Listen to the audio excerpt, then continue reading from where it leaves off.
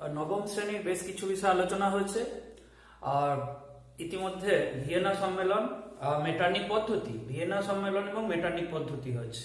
আচ্ছা, ভিয়েনা সম্মেলনের আমি আরেকবার মনে করে দিই খুব সংক্ষেপে। ভিয়েনা সম্মেলনের যে একটা প্রধান নীতি ছিল ন্যায্যাধিকার নীতি, সেই ন্যায্যাধিকার নীতি অনুসারে ফ্রান্সে বুর্ব বংশকে ফিরিয়ে আনা হয়েছিল। ভিয়েনা সম্মেলনে ন্যায্যাধিকার নীতি অনুসারে ফ্রান্সে বুর্ব বংশকে ফিরিয়ে আনা হয়েছিল আবার, এবং এই বংশের অষ্টাদশ লুই সিংহাসনে বসেছিলেন। তাহলে ভিয়েনা সম্মেলনের ন্যায্যাধিকার নীতি অনুসারে বুর্ব বংশের অষ্টাদশ লুই সিংহাসনে বসেছিলেন। এই অষ্টাদশ লুইয়ের রাজত্বকালে এবং তারপর তার ভাই দশম চার্লস বা কাউন্ট অফ আর্টয়েস, তাঁর রাজত্বকালে এই সময়কালে ফ্রান্স আবার একটা বিপ্লবের সম্মুখীন হল। তাহলে আমরা 1789 ফরাসি বিপ্লব করেছিলাম, সেই বিপ্লব থেকে একটা বিপ্লবী প্রবাহ শুরু হয়েছিল ইউরোপে, মূলত ফ্রান্সে তো বটেই। তাহলে সেই বিপ্লবী প্রবাহের সূত্র ধরে ভিয়েনা সম্মেলনের পরবর্তীকালে অষ্টাদশ লুই এবং দশম চার্লসের সময়ে, অষ্টাদশ লুইয়ের মৃত্যুর পর দশম চার্লসের সময়ে আর কি, আবার একটা বিপ্লব ফ্রান্সে হলো। এটাকে বলা হয় জুলাই বিপ্লব, জুলাই রেভলিউশন বা জুলাই বিপ্লব। তাহলে আমাদের আজকে আলোচ্য বিষয় জুলাই বিপ্লব।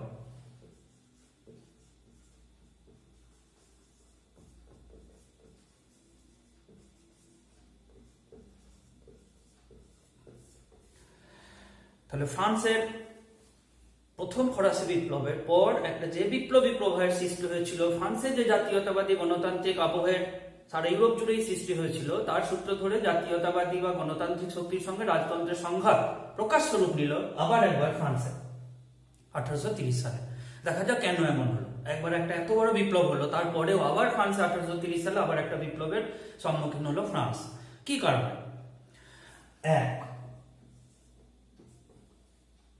প্রথম কারণ ছিল এই যে অষ্টাদশ লুইয়ের নাম বললাম আমি, অষ্টাদশ লুই।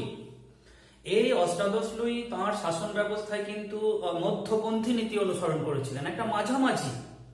তিনি বিপ্লবের আগের যুগে বা পুরোপুরি রাজতন্ত্রবাদী নীতি অনুসরণ করেননি, আবার বিপ্লবকেও পুরোপুরি স্বীকৃতি দেননি। এই দুয়ের মাঝামাঝি একটা, মানে যাকে দু নৌকায় পা বলে আর কি, সেই রকম একটা মধ্যপন্থী নীতি তিনি অবলম্বন করেছিলেন। তিনি কি করেছিলেন? একটা শাসনতান্ত্রিক সনদ জারি করেছিলেন, চার্টার শাসনতান্ত্রিক সনদ জারি করে তিনি একটা আইনসভা গঠন করে দিয়েছিলেন, ভোটাধিকার দিয়েছিলেন কিছু লোককে। মানে 28 মিলিয়ন ফ্রান্সের জনসংখ্যা ছিল, তার মধ্যে মাত্র 1 লাখ পেয়েছিল আর কি ভোটাধিকার। যাই হোক, কিছু লোককে ভোটাধিকার তিনি দিয়েছিলেন, মন্ত্রিসভা গঠন করেছিলেন। এইভাবে তিনি একটা মাঝামাঝি নীতি, একটা মধ্যপন্থ অনুসরণ করে চলছিলেন। কিন্তু এই অষ্টাদশ লুইয়ের রাজত্বের শেষের দিকে তিনি কিন্তু 1815, মনে রাখতে হবে, 1815 সালে ভিয়েনা সম্মেলনে ন্যায্যাধিকার নীতি অনুসারে তিনি ক্ষমতায় আসেন। তাহলে এই অষ্টাদশ লুই তাঁর রাজত্বের শেষের দিকে এমন কিছু পদক্ষেপ নিয়েছিলেন যাতে করে তাঁর এই মধ্যপন্থাও প্রশ্নের মুখে পড়ে গিয়েছিল। কেমন বিষয় না, তাঁর মন্ত্রী ভিলিল, একজন মন্ত্রী ছিলেন ভিলিল, তিনি আবার উগ্র রাজতন্ত্রবাদীদের নেতা। এই সম্পর্কে পরে বলছি উগ্র রাজতন্ত্রবাদী কারা। তাহলে উগ্র রাজতন্ত্রবাদীদের একজন অন্যতম সমর্থক ছিলেন ভিলিল। ভিলিলকে অষ্টাদশ লুই মন্ত্রী নিযুক্ত করেছিলেন। ফলে ইনি এমন কিছু পদক্ষেপ নিয়েছিলেন যেটা অষ্টাদশ লুইয়ের জনসমর্থন থেকে তাকে বঞ্চিত করেছিল। আরেকটা বিষয় ছিল অষ্টাদশ লুইয়ের প্রেমিকা মাদাম কায়লা।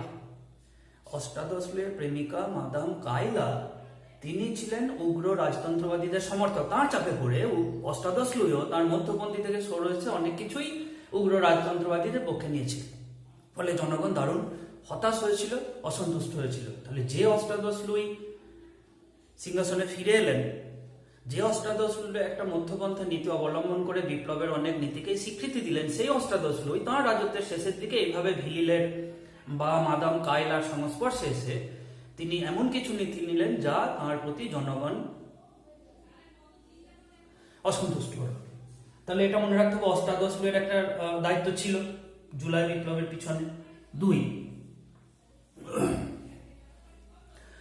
দ্বিতীয় কারণ ছিল যে অষ্টাদশ লুইয়ের রাজত্বকালে ভিয়েনা সম্মেলনের পর থেকে ফ্রান্সে 4টে রাজনৈতিক দল গড়ে উঠেছিল। এর মধ্যে ছিল উগ্র রাজতন্ত্রবাদী দল, উগ্র রাজতন্ত্রবাদী প্রজাতান্ত্রিক বা উগ্র বাম দল, একটা ছিল সংবিধানপন্থী দল, আর একটা হচ্ছে সংবিধানপন্থী দল, আর একটা হচ্ছে উদারপন্থী লিবারেল। আরেকবার বলে দিই, 4টে রাজনৈতিক দল। একটা হচ্ছে উগ্র রাজতন্ত্রবাদীদের দল, আলট্রা রয়্যালিস্ট, উগ্র রাজতন্ত্রবাদীদের দল।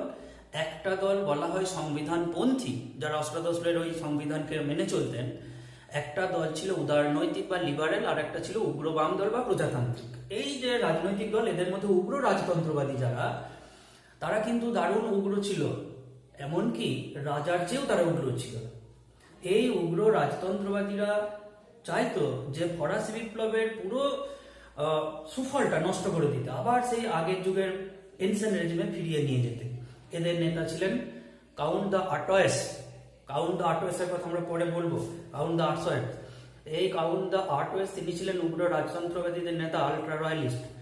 এরা সেই সময় এই যে আইনসভা গঠিত হয়েছিল, সেই আইনসভায় উগ্র রাজতন্ত্রবাদীরা কিছুটা সংখ্যাগরিষ্ঠতা পেয়েছিল, ফলে এরা সন্ত্রাস শুরু করে দিল। শ্বেত সন্ত্রাস বলা হয় এটাকে, মানে বিপ্লবের সঙ্গে যুক্ত ফরাসি বিপ্লবের অনেককে এরা হত্যা করলো আবার।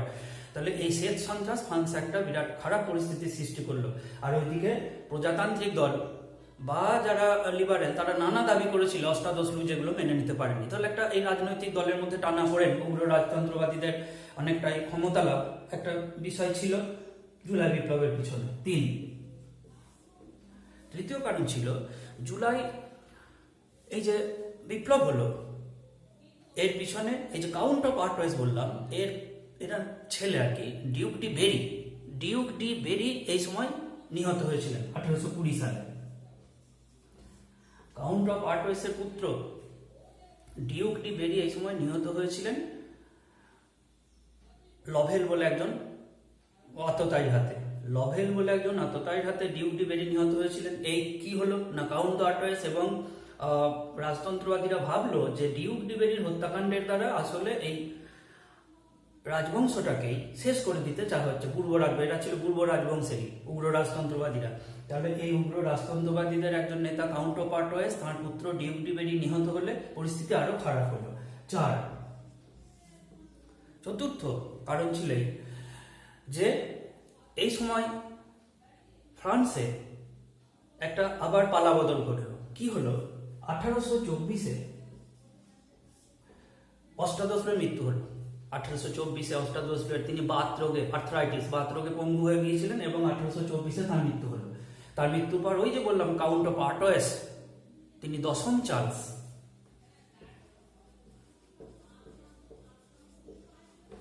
উপাধি নিয়ে সিংহাসনে বসলেন। তাহলে উগ্র রাজতন্ত্রবাদীদের নেতা দশম চার্লস সিংহাসনে বসলেন, কাউন্ট অফ আর্টয়েস দশম চার্লস সিংহাসনে বসলেন 1824 সালে।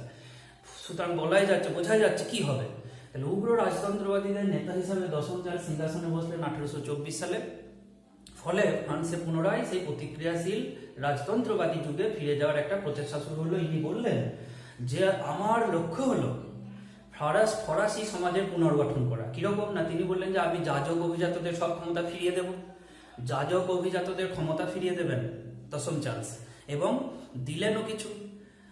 আর তিনি শিক্ষা ব্যবস্থার পুরোপুরি নিয়ন্ত্রণ ক্যাথলিক চার্চের উপর তুলে দিলেন। শিক্ষার নিয়ন্ত্রণ ক্যাথলিক চার্চের উপর দিয়ে দিলেন, যাজক অভিজাতদের ক্ষমতা ফিরিয়ে দিলেন। তাহলে এইভাবে দশম চার্লস পুরনো বিষয়গুলোকে ফিরিয়ে আনতে চাইলেন। এবং তার মন্ত্রী, একজন মন্ত্রী ছিলেন, তার মন্ত্রী পলিগনাক। সেই পলিগনাকের আগে মটিগনাক ছিলেন, তিনি একটু নরমপন্থী ছিলেন বলে এই দশম চার্লস তাকে সরিয়ে দিলেন। দিয়ে পলিগনাককে তিনি প্রধানমন্ত্রী হিসাবে নিয়োগ করলেন। এই পলিগনাক ছিলেন উগ্র রাজতন্ত্রবাদী দশম চার্লসের মতোই। এই পলিগনাক নানা কঠোর নীতি অবলম্বন করেন। অপবিত্রকরণ আইন পাশ করলেন। অপবিত্রকরণ আইন মানে ধর্ম বিষয়ে স্বাধীন আলোচনা চলবে না। তাহলে ধর্ম বিষয়ে স্বাধীন আলোচনা বন্ধ করার জন্য পলিগনাক অপবিত্রকরণ আইন পাশ করলে সাধারণ জনগণ দারুণ ক্ষুব্ধ হল। 5, দশম চার্লস এবং পলিগনাক এই দুজন মিলে এবার একটা নতুন অর্ডিন্যান্স বা জরুরি আইন জারি করলেন। জুলাই অর্ডিন্যান্স বলা হতো।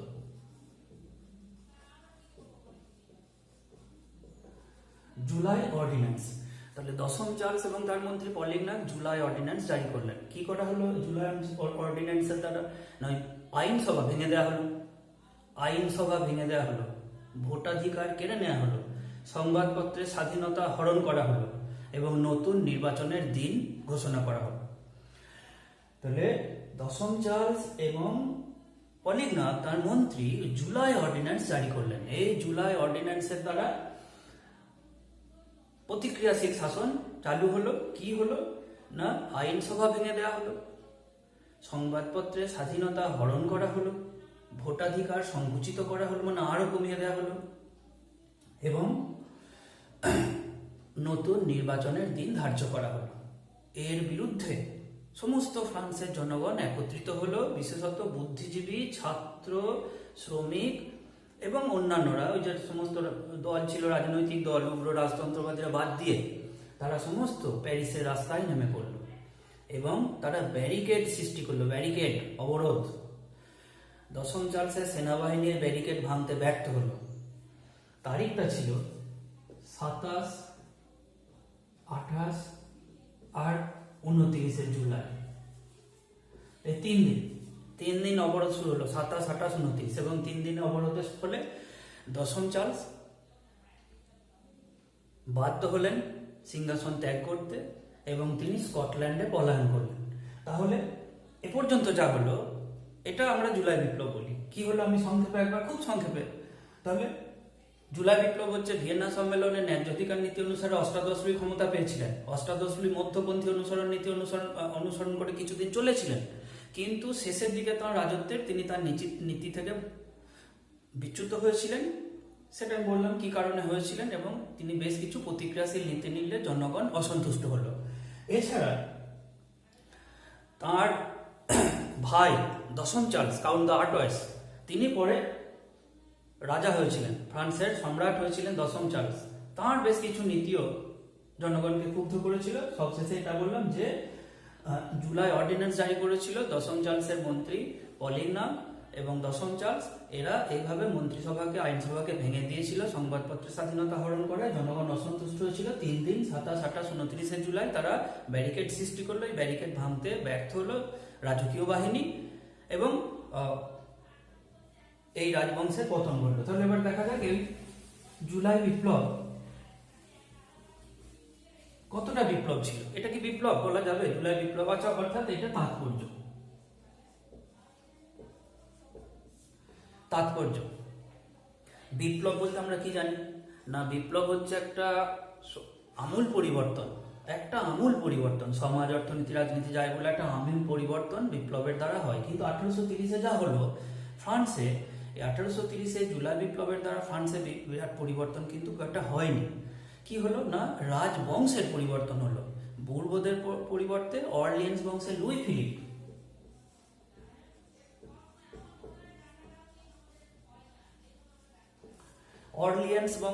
ফিলিপ ফ্রান্সের সিংহাসনে বসলেন। তাহলে প্রথম গুরুত্ব বা তাৎপর্য না, অর্লিয়েন্স বংশের লুই ফিলিপ ফ্রান্সের সিংহাসনে বসলেন। 2, এটা শুধু রাজবংশের পরিবর্তন হলো, বুর্ব রাজবংশের চিরতরে অবসান ঘটলো। বুর্ব রাজবংশ আর ফ্রান্সে ফিরে আসেনি। তাহলে বুর্ব রাজবংশের চিরতরে অবসান ঘটলো এবং ফ্রান্সে আবার একটা নতুন রাজবংশ প্রতিষ্ঠিত, অর্লিয়েন্স, এবং লুই ফিলিপ রাজা হলেন। 2, এই বিপ্লবের ফলে ফ্রান্সে লুই ফিলিপ যিনি রাজা হলেন, তিনি ফ্রান্সের রাজার পরিবর্তে ফরাসিদের রাজা বলে পরিগণিত হলেন। তাহলে তিনি হলেন ফরাসিদের রাজা। বিপ্লবীরা এটাই চেয়েছিল যে ফ্রান্সের রাজা তিনি নন, যিনি হবেন তিনি হবেন ফরাসিদের রাজা। তাই হলেন লুই ফিলিপ হলেন ফরাসিদের রাজা। 3, আগে বুর্বোদের পতাকা ছিল লিলি ফুল আঁকা সাদা রঙের, এর উপর লিলি ফুল আঁকা একটা পতাকা। এটা ছিল বুর্বোদের পতাকার পরিবর্তে সাদা, নীল আর লাল, এই 3 ত্রিবর্ণ রঞ্জিত পতাকা গৃহীত হলো ফ্রান্সের জাতীয় পতাকা রূপে। তাহলে ফ্রান্সের জাতীয় পতাকা রূপে সাদা, নীল আর লাল এই পতাকা গৃহীত হলো লিলি ফুল আঁকা বুর্বোদের শ্বেত পতাকার পরিবর্তে। 4, ফ্রান্সে যে নতুন পরিবর্তন হলো, রাজার পরিবর্তন হলো, সেটা কিন্তু খুব একটা সাধারণ নয়। কেননা আগে বুর্ব রাজবংশ ছিল স্বৈরাচারী, বংশানুক্রমিক এবং দৈবানুগৃহীত। এর পরিবর্তে ফ্রান্স এখন নিয়মতান্ত্রিক রাজতন্ত্র প্রতিষ্ঠিত হলো। তাহলে ফ্রান্স হলো নিয়মতান্ত্রিক রাজতন্ত্রের অধীন, আগের মতো পূর্বদের মতো স্বেচ্ছাচারী দৈবানুগৃহীত রাজবংশ আর নয়, এটা হলো নিয়মতান্ত্রিক রাজবংশ এবং এই রাজবংশ হবে ফরাসিদের। 5 যে পরিবর্তনগুলো অষ্টাদশ লুই করেছিলেন তার অনেকটাই স্বীকৃত হলো, অর্থাৎ বিপ্লবের সময় সংবাদপত্রের স্বাধীনতা বা এই যেগুলো ছিল সম্পত্তির বন্টন যেগুলো করা হয়েছিল সেগুলো স্বীকৃত হলো, অর্থাৎ ফ্রান্সে একটা উদারনৈতিক শাসন প্রবর্তিত হলো। 6 এগুলো আমরা আভ্যন্তরীণ বলতে পারি। এইটা বাইরের দেশে কি কিছু হলো? ইউরোপে, মানে ইউরোপে জুলাই বিপ্লবের কোনো তাৎপর্য পড়লো কি? অবশ্যই। এই সময় একটা প্রবাদ ছিল, প্রবাদটা ছিল এই যে তখন বলা হতো যে যদি ফ্রান্স হাঁচে ইউরোপের সর্দি লাগে, ফ্রান্স হাঁচলে সর্দিটা ইউরোপে লাগে। সেরকমই হলো, ফ্রান্সে বিপ্লব হলো আর তার সঙ্গে সঙ্গে সারা ইউরোপের দেশগুলোতে, কোন কোন দেশে না, Belgium, Poland, Greece, Italy, Germany, এমনকি ইংল্যান্ডেও বিপ্লব দেখা দিল। তাহলে জুলাই বিপ্লবের সূত্র ধরে জুলাই বিপ্লবের প্রভাব শুধু ফ্রান্সেই সীমাবদ্ধ রইল না, সারা ইউরোপে ছড়িয়ে পড়লো। ইউরোপের বিভিন্ন দেশে উদারনৈতিক জাতীয়তাবাদী আন্দোলন শুরু হলো। পোল্যান্ডে হলো, জার্মানিতে হলো, ইতালিতে হলো, সুইজারল্যান্ডে হলো, ইংল্যান্ডে হলো, এই সমস্ত বিভিন্ন দেশে ছড়িয়ে পড়লো। সুতরাং জুলাই বিপ্লব আসলে আমরা বিপ্লব বলে বলতে পারি, কিন্তু বিপ্লবের যে বিরাট পরিবর্তন হয় এর দ্বারা সেটা হয়নি, কিন্তু কিছুটা তো অবশ্যই পরিবর্তন হয়েছিল। নিয়মতান্ত্রিক রাজতন্ত্র প্রতিষ্ঠিত হলো এবং উচ্চ বুর্জোয়াদের পরিবর্তে মধ্যবিত্ত শ্রেণী ক্ষমতা লাভ করেছিল। আচ্ছা, এখান থেকে যে প্রশ্ন করতে হবে সেটা হচ্ছে একটা 8 নম্বরের প্রশ্ন হিসেবে দুটো করা যায় যে জুলাই বিপ্লবের কারণ ও তাৎপর্য আলোচনা করে এটাকে বিপ্লব বলা যাবে কি, অথবা এটাও করা যায় দুটো আলাদা করে, জুলাই বিপ্লবের কারণ কি ছিল কিংবা জুলাই বিপ্লবের তাৎপর্য আলোচনা করো, এইটা।